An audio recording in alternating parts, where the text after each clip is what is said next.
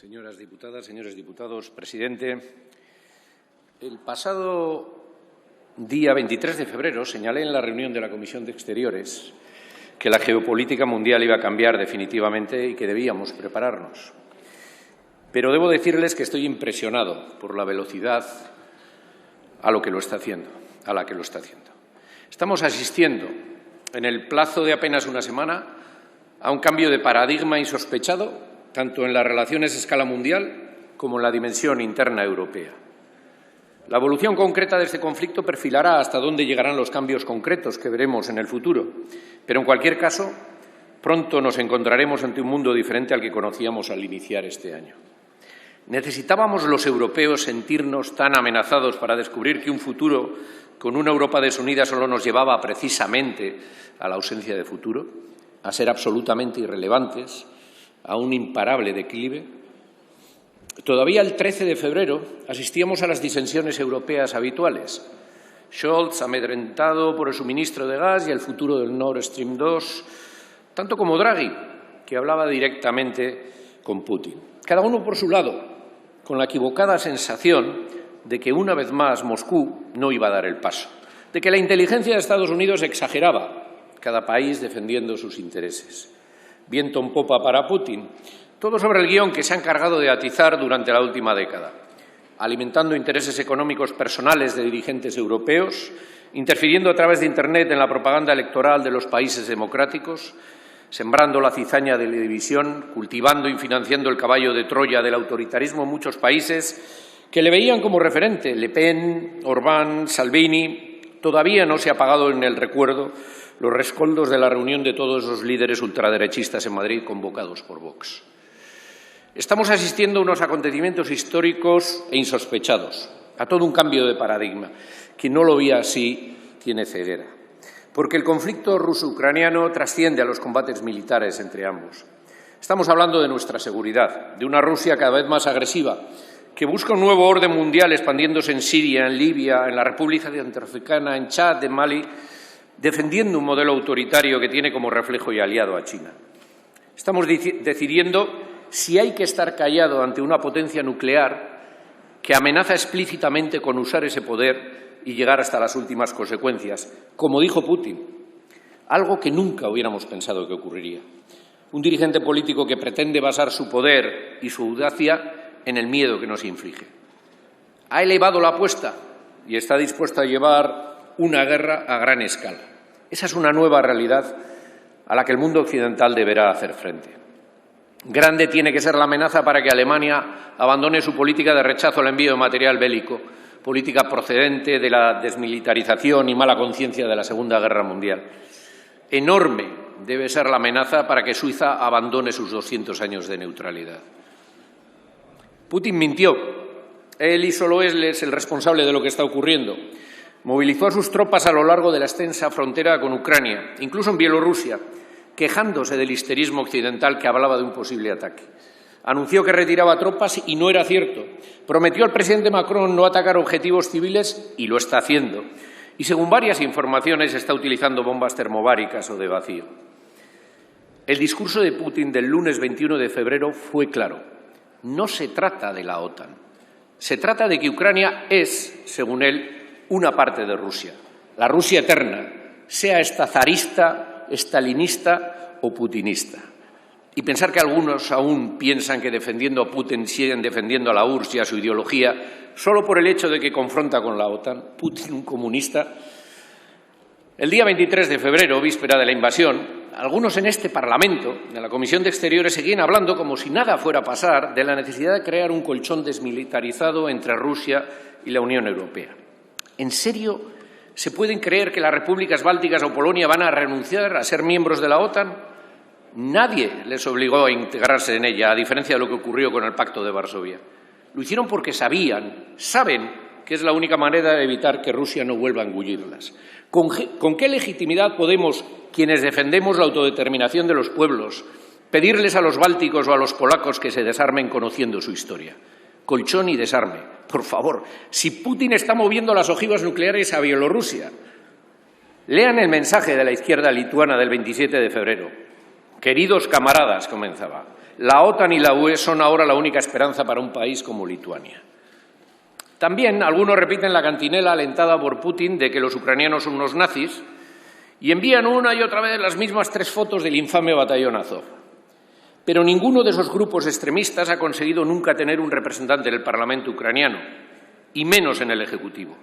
Lo quieran o no, con sus defectos, el gobierno ucraniano es un gobierno democrático y su presidente Zelensky, además de tener origen judío, era la paloma que se presentó defendiendo buscar un acuerdo para el Donbass frente al halcón Poroshenko. Claro que hay algunos nazis en Ucrania, como en todas partes.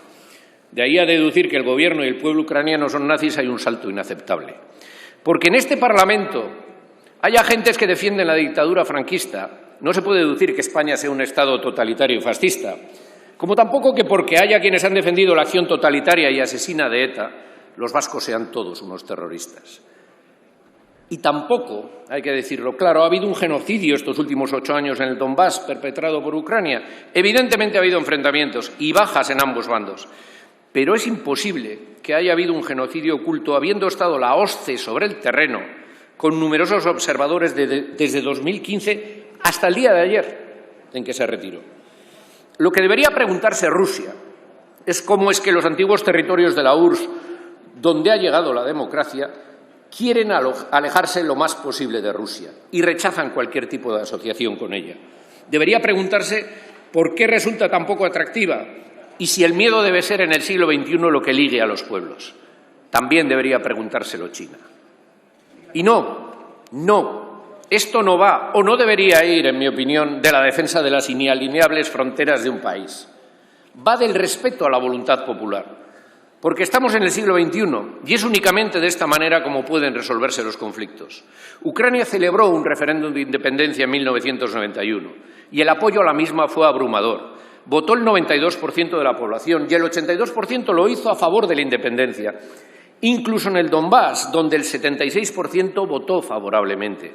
Y si me apuran, en Crimea, donde lo hizo el 55%. No sé si hoy la opinión de los habitantes del Donbass es la misma, pero lo que tengo claro es que nadie debería decidir sino ellos. Tanto los más de 1 millón de habitantes que huyeron como refugiados internos a otros lugares de Ucrania, como quienes se quedaron. Para eso podría haber servido Minsk. Pero nadie les ha preguntado, ni ha habido ningún interés en hacerlo. Es muy simplona, pero recurrente, la idea de que en Ucrania los rusohablantes son gentes que directamente apoyan a Rusia. Quien diga esto no tiene ni idea de cómo son las cosas en aquellas naciones que han sufrido imposiciones por otras más fuertes, que han visto cómo su idioma era excluido de la escuela o de la administración y expulsado de los ámbitos cultos con la excusa de ser pueblerino e inválido para la vida moderna. Eso pasó con el ucraniano hasta su despertar con Shevchenko en el siglo XIX y también pasó con el euskera. Conozco a muchos vascos que no hablan euskera, pero son independentistas convencidos. Conozco también a vascos de 8 apellidos y que dominan el idioma que se sienten españoles. La vida de las naciones subyugadas, minorizadas, es compleja. La historia de Ucrania, desde el Rus, de Kiev, está repleta de episodios en que sus territorios se encontraban bajo el dominio mongol, tártaro, lituano, polaco o ruso. Y más o menos en sus dimensiones actuales tuvo un breve periodo de 4 años de independencia como República Popular Ucraniana antes de ser absorbida por la URSS. Y, por supuesto, ha sido independiente los últimos 30 años, pero eso no es lo relevante para defender su derecho a seguir siéndolo. Lo relevante es la voluntad actual del pueblo. Putin podrá negar al pueblo ucraniano que es una nación, pero nunca conseguirá dictarles cómo se sienten, como tampoco se lo dictará nadie a los vascos. Ese tú eres ruso porque lo digo yo me suena muy familiar. Desde luego, el pueblo ucraniano, con la defensa de su territorio, ha respondido alto y claro expresando cuál es su sentimiento nacional. Les confieso que ante las dudas europeas pensé que se les iba a dejar solos, que, como dijo Rousseau a los polacos en el siglo XVIII, les iban a engullir y lo único que podían hacer era procurar que no les digirieran. Pero a fe que se están resistiendo vivamente a ser devorados. Creo que su esfuerzo en las jornadas iniciales galvanizó a las cancillerías europeas, que esos días no daban un duro por ellos. Hay que decirlo claro. Y confieso que nunca pensé que las sanciones económicas fueran sino meras cosquillas. El nivel de las adoptadas es un hito, es algo nunca visto. Es un antes y un después en las relaciones internacionales y la defensa de la paz. Pero estamos asistiendo a otro paso importante y cuestionado desde algunos sectores, la ayuda a Ucrania con armamento. A mi entender, el dilema es sencillo. Queremos hacer realidad el no a la guerra, pero no sirve solo con desearlo muchísimo y hacer manifestaciones. Si Rusia deja de combatir, no hay guerra. Si Ucrania deja de combatir, no habrá más Ucrania. La guerra siempre es rechazable, pero si hay algo que justifica en el derecho internacional el uso de la fuerza, es precisamente la defensa ante una agresión real y no provocada. Si queremos que sean los ucranianos quienes combatan por nosotros, no les podemos dejar solos. Tendrán que contar con medios. Viene a cuento, porque lo vivimos en nuestras carnes durante la Guerra Civil. El bloqueo marítimo que impusieron el Reino Unido y Francia en el Cantábrico por el Pacto de No Intervención impedía el suministro de armamento de Euskadi y a la República, mientras los franquistas recibían el apoyo incondicional del Eje. Euskadi tuvo que defenderse de la agresión en inferioridad de condiciones y la situación fue generada por las democracias europeas.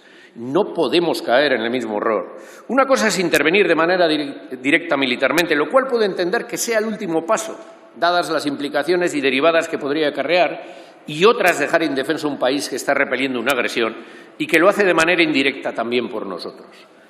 Entiendo que sea más conveniente hacer ese aprovisionamiento de manera coordinada desde la UE en vez de desde la decisión unilateral de un país, pero eso no puede ser una excusa para no hacer nada. Presidente, usted ha rectificado hoy su posición, me parece correcto, porque solo con hospitales de campaña, vendas y chalecos antibalas no se repele semejante agresión. Putin probablemente esperaba que esto fuera, como dicen sus portavoces, una operación especial, algo a resolver a velocidad de centella, mientras el miedo paraliza a tus adversarios. El problema es que si te has tirado un farol basándote en el miedo y hasta Suiza se te enfrenta, te has pasado de frenada. En mi opinión, en primer lugar, la UE debe ser contundente en su determinación y consistente en su apoyo a Ucrania, sin fisuras, y manteniendo las medidas adoptadas hasta el final y reforzándolas si es posible. Segundo, si las medidas dan resultado, y confiemos en ello, como dice el refrán, a enemigo que huye, puente de plata. Si Rusia retrocede, hay que ofrecerle una salida. A Rusia, que no es lo mismo que decir a Putin. Tercero, esta experiencia demuestra que hay que reforzar las estructuras de defensa y toma de decisiones en materia de política exterior de la Unión Europea. Se acabó la Europa débil, incapaz de tomar iniciativas, o eso quiero pensar al menos. Así como el COVID mostró la necesidad de una menor dependencia de la Unión Europea de la producción e investigación de terceros países en el ámbito sanitario, esta crisis debe servirnos para mejorar de manera permanente los mecanismos europeos en cuanto a política exterior, defensa y economía.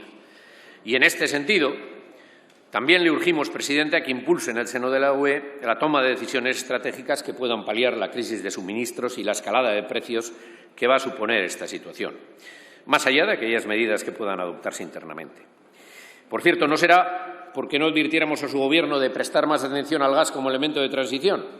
Ha tenido que ser una guerra la que vaya a mover su política en esta materia. Lo que no es de recibo, presidente, es que usted dedique entre 10 y 15 minutos de su intervención a exponer una miríada de medidas en un denominado plan de respuesta a la guerra sin tiempo para poder evaluarlas. Señor presidente, la emergencia común, como lo ha denominado usted, se afronta en común. Como siempre ha hecho lo contrario, se ha lanzado sin consultar con sus posibles apoyos parlamentarios. No soy capaz en estos momentos de evaluar las medidas que ha anunciado. Al señor Bell parece que algo. Yo no soy capaz, sinceramente. Iban una detrás de otra. Por lo tanto, es que además algunas de las cuales no suenan a nuevas ni a relacionadas con el conflicto. Por lo tanto, ya veremos. Y entiendo que ya lo discutiremos también en pleno, pero hoy aquí ni era el día ni era el tema, menos con los 15 minutos tasados de intervención que tenemos los grupos parlamentarios, no así usted. Presidente, debe prestarse atención al flujo de refugiados de guerra que se va a producir. El drama humano debe ser parte importante de nuestra actuación. Saludamos que vaya a activarse la Directiva de Protección Temporal. Urgimos a todas las instituciones a que colaboren en esta tarea, como ya lo está haciendo el Gobierno vasco. Y termino. Planteada la lucha entre la democracia y el totalitarismo, entre el mundo libre y las autocracias, entre los derechos humanos y la fuerza. Entre la voluntad de la ciudadanía para decidir su futuro y la imposición de regímenes por la fuerza, el Partido Nacionalista Vasco estará siempre del lado de lo primero: la democracia, el mundo libre, los derechos humanos y la voluntad de la ciudadanía para decidir su futuro. La Unión Europea, la Alianza y su Gobierno tienen todo nuestro apoyo, señor presidente. Nada más y muchas gracias. Muchas gracias.